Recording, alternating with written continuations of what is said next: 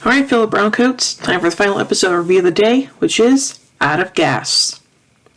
The Serenity is onward to Greenleaf, with the crew assembled in the kitchen to celebrate Simon's birthday. Suddenly, the ship's compression coil blows out, disabling the engine and critically injuring Zoe. With the engine offline, the main life support system has no power, and Kaylee soon reports to Mal that the backup system was disabled by either the explosion or the ensuing fire. With only a few hours of oxygen left, Mal orders the crew to divide in two groups and head off in opposite directions in the Serenity's two shuttles, while he stays behind with the ship in case someone picks up their distress signal.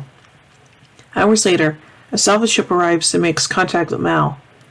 He offers to trade the captain anything in the cargo hold for a new catalyzer, but salvagers shoot Mal in the chest and attempt to commandeer the Serenity for scrap. Mal is able to pull a hidden gun and forces the salvagers to drop the catalyzer and leave the ship. Despite outnumbering him, they comply and promptly depart. Bleeding from a stomach wound and on the verge of passing out, Mal manages to get the new catalyzer installed and restarts the engine just as the ship's oxygen runs out. He then staggers up to the bridge, but falls unconscious before he can recall the shuttles. He wakes up in the infirmary, surrounded by the rest of the crew while Wash is hooked up to him as part of a blood transfusion. A supine but unconscious Zoe welcomes him back.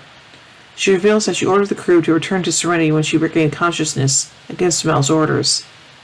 Mal thanks her for disobeying him and falls back asleep, though not before asking Shepherd Book to assure him that the crew will still be there when he wakes up. Spread throughout the episode is a sequence of flashbacks showing the events that led each crew member joining the ship.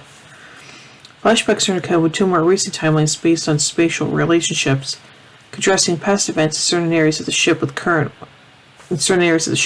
ones. First, Mal, having just obtained the Serenity from a used ship's dealer, convinces Zoe to sign on as his first mate. And then hires Hope and Washburn, a skilled pilot whom Zoe finds bothersome, and a laid-back mechanic named Bester. Not only for repairs, Bester brings a young woman to the engine room for sex. This woman, Kaylee Fry, soon replaces him as engineer when she points out Bester's mistakes in repairing the engine and gets it running. Mal then decides to hire out the Serenity shuttles and meets Inara Sarah, who uses her status as a companion to bargain for a 25% discount on the rent. She also says that Mal never calls her a whore again, a promise that he makes without ever keeping it. During one of their first jobs as a crew, Mal and Zoe are held up by crew bandits, including gunman Jane Cobb. Mal, realizing that Jane is being exploited by his greedy comrades, talks him into betraying them and switching sides. The episode closes with the final flashback, as Mal and the ship dealer are inspecting a vessel. As the dealer waxes poetic about his offerings, Mal's eye suddenly spots a neglected old transport ship in the rear of the dealer's yard, the Serenity. Aww. So now let's take a look at the production of this episode. According to the DVD commentary, Alan Tudyk took the big red recall button from the Firefly setup and presented it to Joss Whedon, saying that if Whedon managed to get the series renewed, he could press it to call the cast back. Also according to the commentary, Gina Torres, who plays Zoe, was written out of the bulk of the episode because the filming just took place after her marriage to Lawrence Fishburne, and they were away on their honeymoon. To Mayer credits David Solomon's expertise as a director with the success of this episode's daring three-timeline structure. In order to distinguish between the three time frames and clarify events for the audience, the three time frames were shot using drastically different lighting. Flashbacks that take place in the distant past are lit with warm, dark tones, yellows, reds, golds, but all with a lot of shadow, shaded and blurred lines in dark areas. Scenes that take place in the present and or near past, depending on perspective, will show relatively normal lighting, bright with vivid color. Scenes that are shown in the present and or near future, again depending on the perspective, are lit with a blue/purple tint, oblique light sources, and extremely sharp lines of contrast.